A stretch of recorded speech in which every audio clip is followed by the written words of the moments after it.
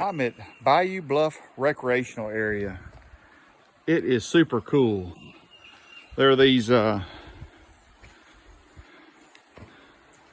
really cabins, but you can bring a cot or a sleeping pad and a sleeping bag and stay here. Picnic tables, got little grills.